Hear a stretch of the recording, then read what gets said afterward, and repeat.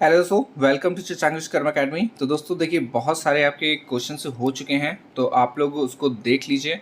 देखिए, सबसे पहले मैं आपको डिस्कस कर दूं कि आज की जो वीडियो है वो है बीएड फोर्थ सेमेस्टर जो पेपर सेकंड है, भारत में शिक्षा के वर्तमान मुद्दे। ठीक है, उसका हम लोग कंप्लीट करेंगे। और पेपर सेकंड का क्वेश्चन 1 से लेकर 60 तक की आप लोग मतलब कि हम लोग कंप्लीट कर चुके हैं, उसको जाके देख लीजिए जिन्होंने नहीं देखा है। और भी आपको बता दें कि जो पेपर फर्स्ट है हमारा, उस पर 1 से लेकर 120 तक की क्वेश्चन हो चुके हैं। पेपर सेकंड में मैंने बता ही दिया। पेपर थर्ड में 1 से लेकर 90 तक की हो गया है। और जो ऑप्शनल पेपर योगा है उसमें 1 से लेकर 150 तक की क्वेश्चन हो चुके हैं। ठीक है, तो जिन्होंने नहीं देखा है वो भी जाके देख लें। चलिए स्टार्ट करते हैं। पहला क्वेश्चन इस पर दिया गया है, राष्ट्रीय शिक्षा नीति 1886 में 1986 में संशोधन किस सन में किया गया था? 1988 में, 1990 में, या फिर 1992 में, या फिर 1996 में?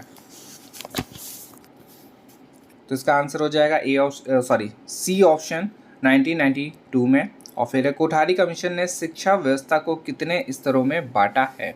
3 में, 2 में, 6 में, या फिर 4 में? तो इसका आंसर हो जाएगा सी ऑप्शन 6 में। फिर है, बहुउद्देशीय विद्यालय किसके द्वारा प्रस्तुत किए गए हैं? शिक्षा आयोग के द्वारा, उच्च शिक्षा आयोग के द्वारा, या फिर मुदालियर आयोग के द्वारा, या फिर सैंडर आयोग के द्वारा?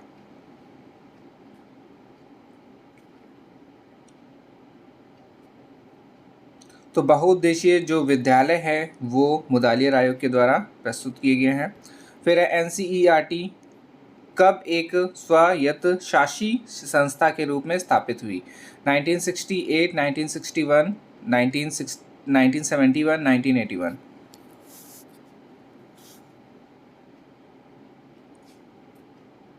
तो इसका आंसर हो जाएगा बी ऑप्शन से 1961। फिर है, राष्ट्रीय शैक्षिक अनुसंधान एवं प्रशिक्षण परिषद की स्थापना हुई थी। ऑप्शन दिया गया 1960 में, 1961, 1964, या फिर 1966?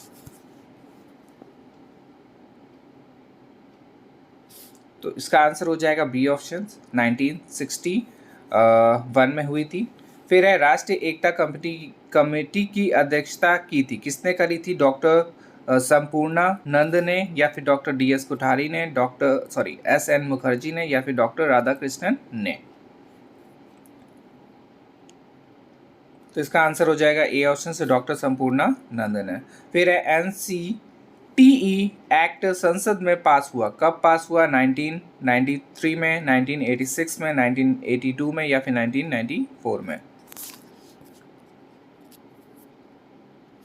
तो इसका आंसर हो जाएगा 1993 में। फिर है क्वेश्चन नंबर 68 और इसमें दिया गया, भारत में दूरस्थ शिक्षा का प्रयोग किया गया है। पहले वाले ऑप्शन में दिया गया है 35 वर्ष से ऊपर के प्रौढ़ों हेतु, 15 से 35 आयु वर्ग के लिए, या फिर 6 से 14 आयु वर्ग के लिए, या फिर सभी उम्र के पात्र लोगों के लिए? तो इसका आंसर हो जाएगा डी ऑप्शन, सभी के लिए था ये। और फिर स्वतंत्रता पूर्व भारत में किसका नाम प्राथमिक शिक्षा के प्रचार प्रसार के लिए लिया जाता है? ऑप्शन दिया गया है महात्मा गांधी का, या फिर BCG तिलक का, या फिर गोपाल कृष्ण गोखले का, या फिर सैंडलर का? इस पर देख लीजिएगा, प्राथमिक नाम जो प्राथमिक शिक्षा के प्रचार प्रसार के लिए नाम लिया जाता है वो है सी ऑप्शन, गोपाल कृष्ण गोखले का। फिर है क्वेश्चन नंबर 70, राष्ट्रीय अध्यापक शिक्षा परिषद के कार्यारंभ का वर्ष है 1997, 1995, 1993, या फिर 1994? तो इसका आंसर हो जाएगा बी ऑप्शन 1995। फिर है, राष्ट्रीय अध्यापक शिक्षा परिषद किस शिक्षा के विकास हेतु कार्य करती है? प्राथमिक शिक्षा, शिक्षक शिक्षा, या फिर माध्यमिक शिक्षा, या फिर उच्च शिक्षा?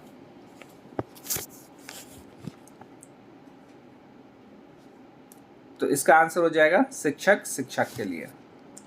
फिर है, निम्न में से किस समिति या आयोग ने अपव्यय एवं अवरोधन की समस्या का सर्वप्रथम से ध्यान आकर्षित किया? ऑप्शन दिया गया है हंटर कमीशन, वुड डिस्पैच, हर्टाग समिति या फिर राममूर्ति समिति।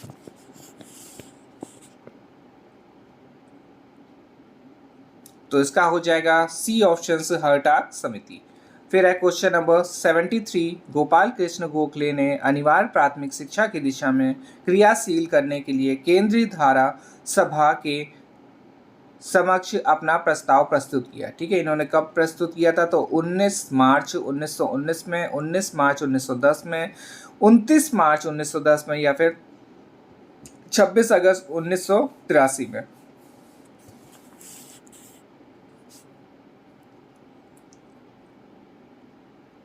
तो इसका आंसर हो जाएगा बी ऑप्शन 19 मार्च 1910 में। फिर है हमारे देश में संविधान द्वारा शिक्षा देने की व्यवस्था कितनी भाषा में की जा सकती है? ऑप्शन दिया गया 20, 14, 18 या फिर 24।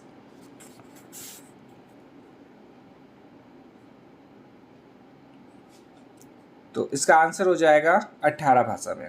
सी ऑप्शन इसका सही है। फिर इसके बाद ऑपरेशन से ब्लैक बोर्ड योजना की घोषणा किस प्रावधान के अंतर्गत की गई थी? ऑप्शन दिया गया है 1986 की राष्ट्रीय शिक्षा नीति में, या फिर कोठारी आयोग ने, या फिर मुदालियर आयोग, या फिर 1968 की शिक्षा नीति में। तो ब्लैक बोर्ड वाला आप लोगों ने पढ़ा ही था, तो ब्लैक बोर्ड का इसका आंसर हो जाएगा ए ऑप्शन से 1986 की राष्ट्रीय शिक्षा नीति में। फिर है 76, सर्वप्रथम बड़ौदा नरेश ने किस सन में अनिवार्य शिक्षा का शुभारंभ किया? 1919, 1823, 1893 या फिर 1905 में। तो इसका आंसर हो जाएगा सी ऑप्शन 1893 में किया था। फिर है क्वेश्चन नंबर 77, प्राथमिक शिक्षा को अनिवार्य एवं निःशुल्क बनाने हेतु सरकार के समक्ष 1911 में एक बिल प्रस्तुत किया गया था। यह बिल किसने प्रस्तुत किया था? तो मदन मोहन मालवीय ने, या फिर महात्मा गांधी ने, या फिर गोपाल कृष्ण गोखले ने, या फिर बड़ौदा नरेश ने। तो इसका आंसर हो जाएगा सी ऑप्शन, गोपाल कृष्ण गोखले के द्वारा ये प्रस्तुत किया गया था। फिर है क्वेश्चन नंबर 78 और इसमें दिया गया वर्धा योजना के जन्मदाता थे। कौन थे? विवेकानंद, महात्मा गांधी जी, या फिर विनोबा भावे, या फिर मदन मोहन मालवीय।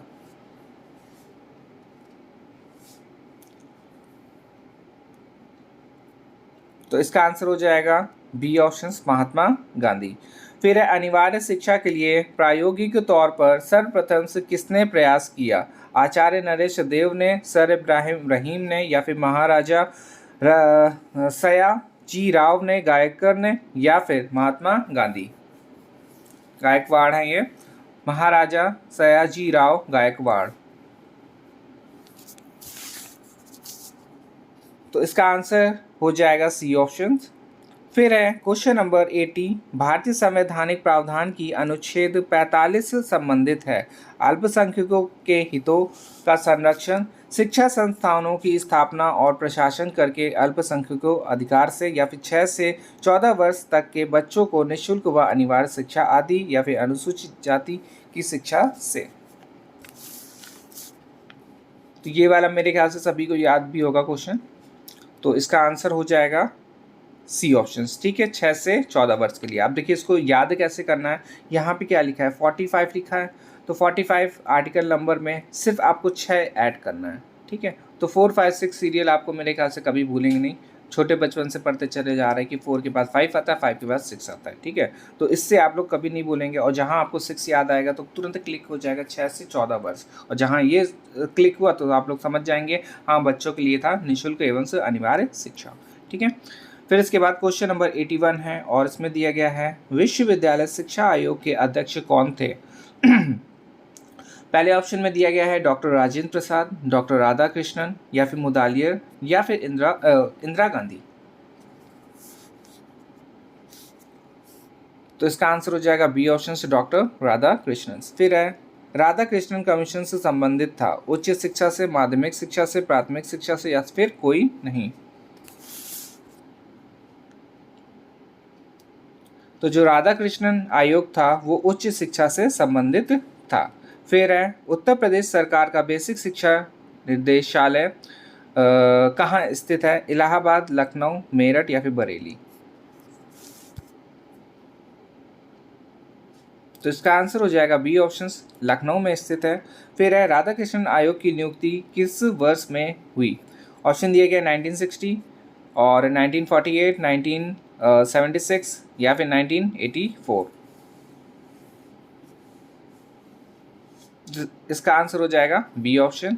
फिर है क्वेश्चन नंबर 85, माध्यमिक शिक्षा हमारे शैक्षिक ढांचे की सबसे कमजोर कड़ी है और इसमें शीघ्र सुधार की आवश्यकता है। कथन किसका है? मुदालियर आयोग का, या फिर कोठारी आयोग का, या फिर राधाकृष्णन आयोग का, या फिर हंटर स्थापना।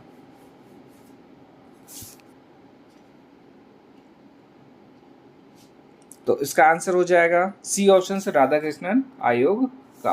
फिर इसके बाद क्वेश्चन है क्वेश्चन नंबर 86, केंद्रीय शिक्षा सलाहकार बोर्ड ने राष्ट्रीय शिक्षा नीति 1986 पुनरीक्षित समिति की रिपोर्ट पर विचार विमर्श किस समिति ने कराया? ऑप्शन दिया गया आचार्य राममूर्ति समिति 1990 में, या फिर श्री एन जनार्दन रेड्डी समिति 1991, या फिर श्री प्रकाश समिति 1959 में, या फिर इनमें से कोई नहीं।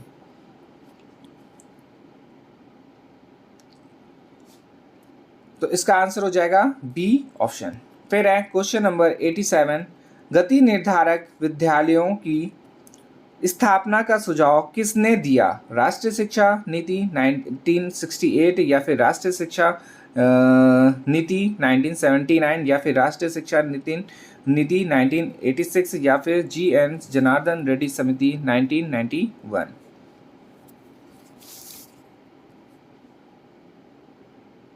तो इसका आंसर हो जाएगा सी ऑप्शन, राष्ट्रीय शिक्षा नीति 1986।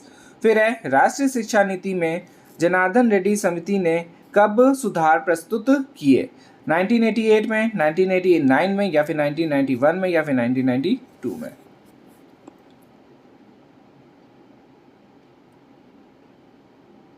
तो इसका आंसर हो जाएगा द ऑप्शन, ठीक है, डी वाला ऑप्शन हो जाएगा 1992 में। फिर है नई शिक्षा नीति 1986 को की निम्न में से किस संस्तुति को क्रियान्वित नहीं किया जा सकता? ठीक है, जा सका है ये इसमें। तो ऑप्शन दिया गया है जिला शिक्षा एवं प्रशिक्षण संस्थानों की स्थापना, भारतीय शिक्षा सेवा शुरू करना, या फिर मुक्त विश्वविद्यालय तंत्र की स्थापना, या फिर अनौपचारिक शिक्षा केंद्रों की स्थापना। तो नई शिक्षा नीति 1986 की निम्न में से, तो इसका आंसर जो है वो हो जाएगा बी ऑप्शन, भारतीय शिक्षा सेवा शुरू करना। फिर है क्वेश्चन नंबर 9 और इस वीडियो का लास्ट क्वेश्चन है ये, आचार्य राममूर्ति समिति ने निम्न में से किसकी सिफारिश से नहीं की थी? पड़ोसी स्कूलों की स्थापना, नए नवोदय स्कूल विद्यालय न खोलना, विश्वविद्यालयों में महिला अध्ययन केंद्रों की स्थापना, या फिर पत्राचार द्वारा अध्यापक शिक्षा।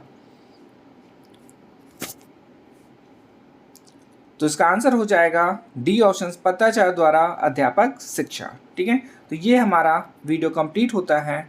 और ठीक है, तो इस वीडियो में हम लोग इतना ही रखते हैं। नेक्स्ट वीडियो में हम लोग और इम्पोर्टेंट क्वेश्चंस के साथ मिलेंगे। ठीक है, धन्यवाद।